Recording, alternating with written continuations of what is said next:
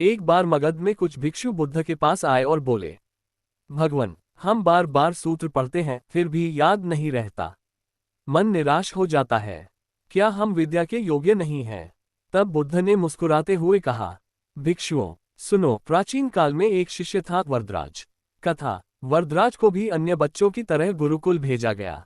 वह आश्रम की सेवा करता, साथियों के साथ खेलता भी, लेकिन पढ़ाई में बहुत पीछे था। गुरुजी जो भी समझाते वह उसके मन में टिकता नहीं था। सभी साथी आगे बढ़ गए पर वह उसी कक्षा में रह गया।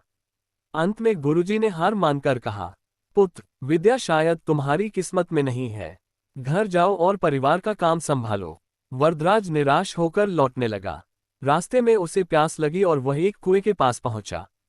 वहां कुछ स्त्रियां रस्सी से पानी खींच रही थीं। वरदराज ने देखा रस्सी के बार बार घिसने से कठोर पत्थर पर गहरे निशान पड़ गए थे।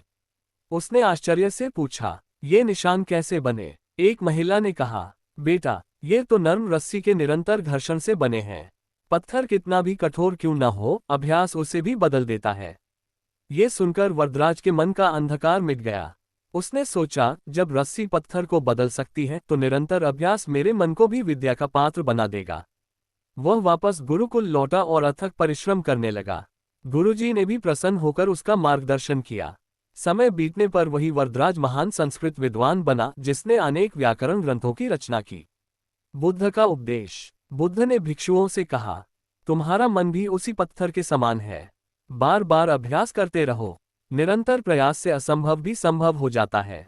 जिसने अभ्यास की शक्ति को समझ लिया उसके लिए कोई विद्या कठिन नहीं रहती। सीख। कमजोरी स्थायी नहीं है। धैर्य, अभ्यास और लगन से हर बाधा को जीता जा सकता है। यही मार्ग ज्ञान और मुक्ति की ओर ले जाता है।